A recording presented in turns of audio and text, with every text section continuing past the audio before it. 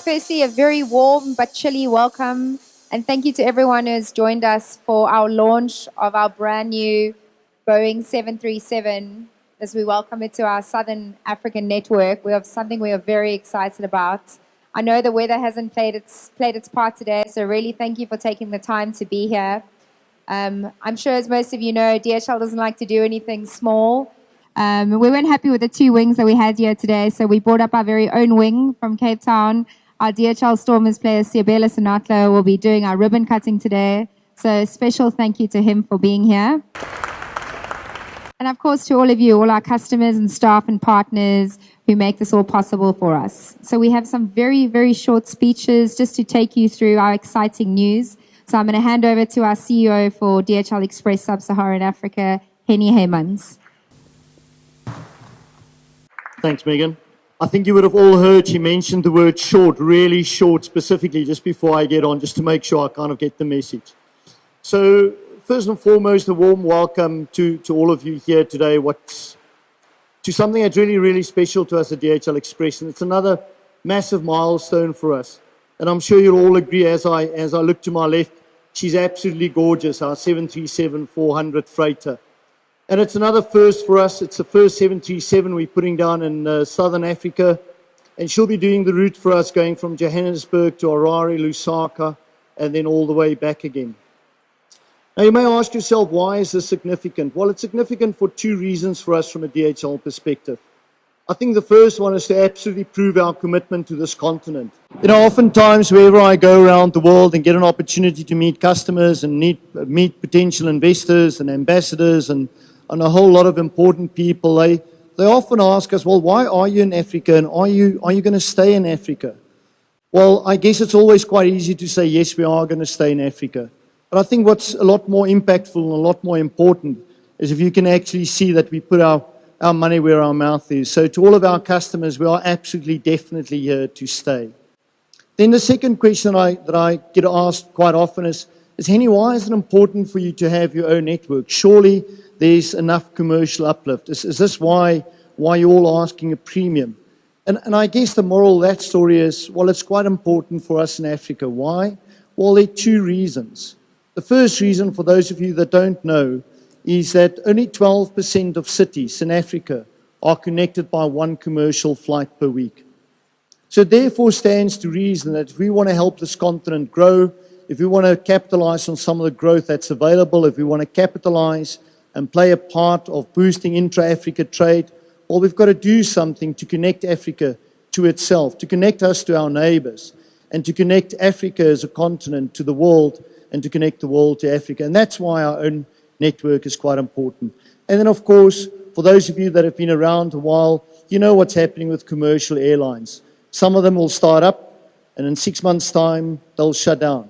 Some of them are reducing routes. Some of them are changing aircraft, which has a significant impact on logistics all around this continent. And that's a second reason why it's really important for us. But I think that's enough from me. And before I introduce the next speaker, I want to say a massive thank you to all of our people from aviation. You may not always realize, but there's an enormous amount of work that goes into putting up an aircraft like this. And to everybody from aviation, a special thank you to all of you guys. You are oftentimes the unsung heroes in our business. And I'm going to ask all of you to put your hands together for everybody from aviation. It's also my privilege to call up to the stage Malcolm Macbeth. He's the Vice President for DHL Aviation for Middle East, North Africa, as well as Sub-Saharan Africa. So, Malcolm, over to you. Thank you. Thank you, Henny.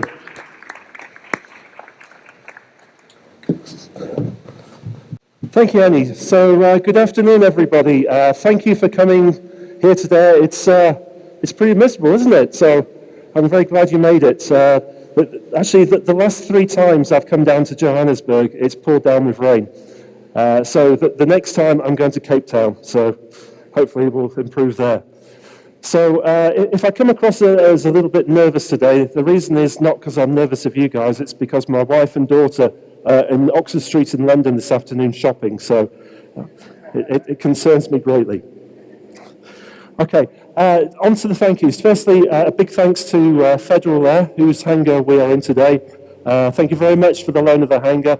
We've had it cleaned up nicely. There's no oily spots on the floor, I hope. There's a little bit of water over there, so be careful in that corner. So thank you very much, especially to Rudy. And if any of you want to go on a tour to one of the game parks, I'm sure he'll give you a nice good deal if you see him around later. Thank you. Okay, so I thought I'd start with, when I was researching coming down today, a little story. I actually started in the business here 32 years ago, and I joined a company as a job student called Elan International. And what they were doing at the time in Europe was creating the first large freighter aircraft network. At the time, the express business that was around was flown in small feeder aircraft, loose-loaded aircraft, and the business was starting to outgrow that. So DHL formed the company called Elan to explore the heavyweight or the heavy capacity side of the business. So that was back then.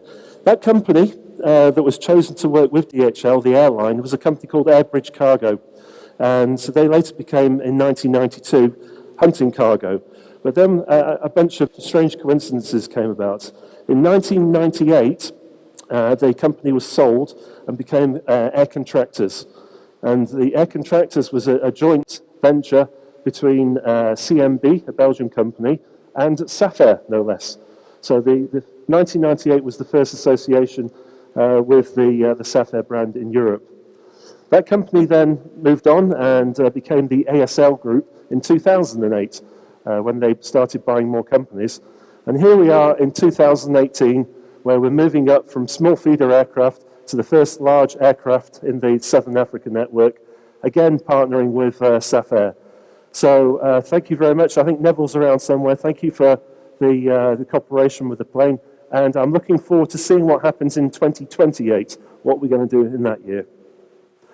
Okay, a little bit more about DHL Aviation and what we're about.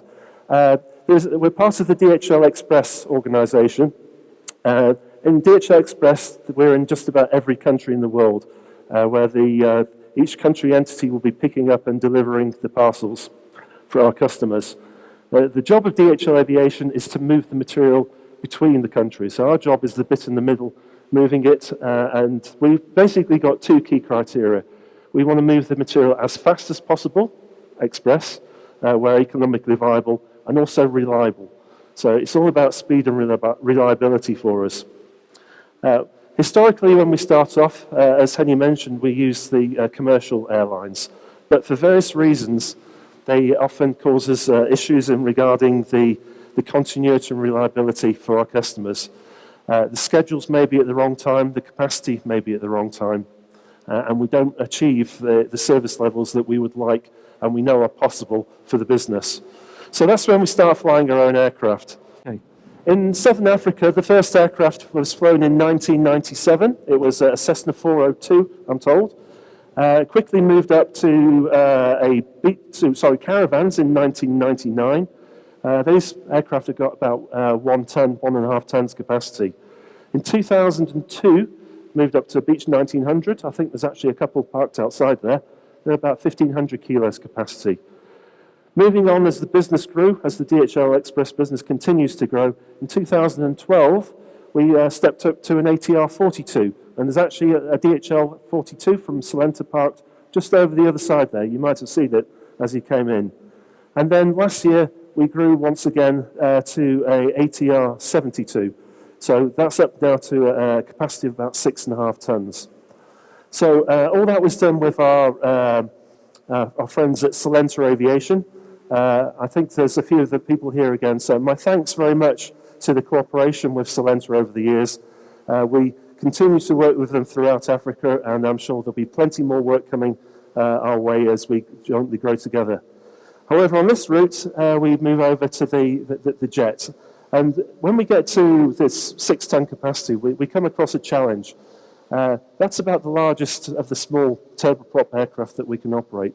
The next step up is one of these machines. And for that, it's a tripling of the capacity. So from 6 to 15 to 20 tons.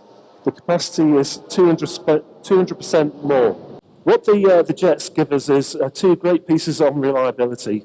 Jet aircraft are inherently more reliable than turboprops, so we'll get more reliability.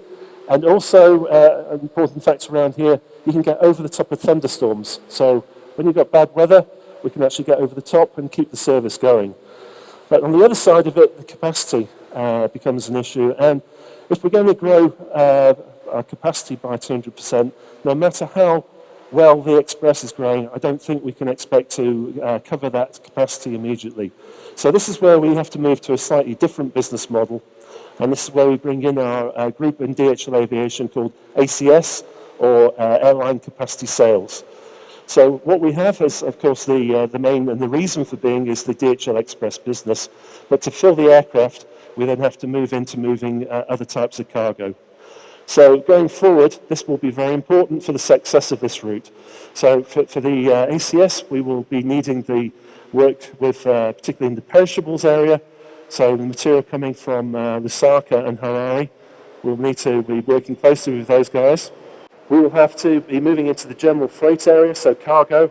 The aircraft today has a small passenger-sized door. You see the door here, so we can now start moving much larger pieces of freight and also general cargo.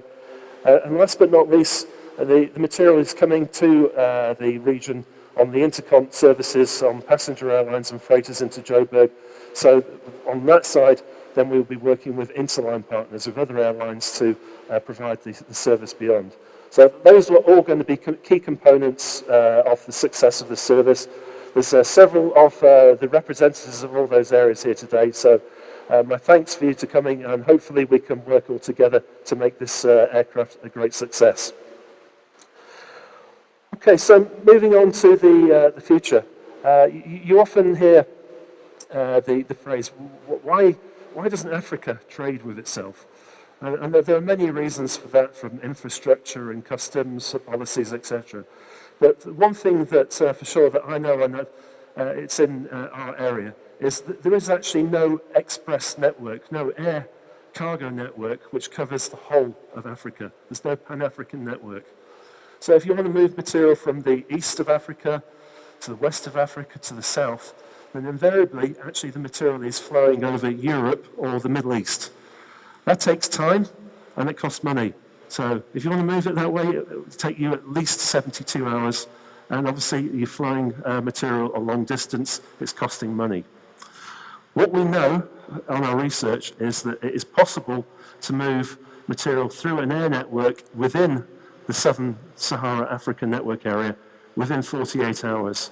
So we know we can move it from Cape Verde or from Nouakchott up in the north, down to Cape Town, across to, I would say, to Windhoek, to anywhere in this continent.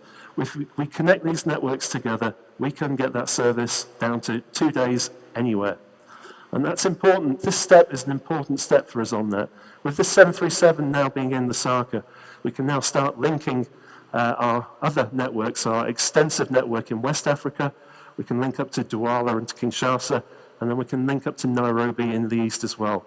So it's an important step. We now have the capability to start joining these dots together.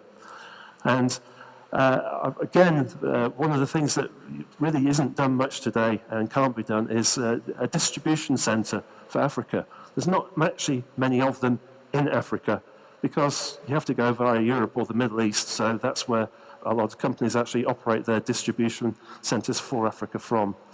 But with a network joining together, and with the increase of B2C business and small businesses, hopefully we will then carry on building from where we are today to building this network and making something that makes a marked difference and say Africa can trade with Africa in the future. So that's where we are at the moment. Once again, thank you very much for coming. I'll be quiet now. That was a bit of a longer speech. I think we go to the ribbon cutting now. Thank you very much for coming, and let's get on with filling this aeroplane. Thank you.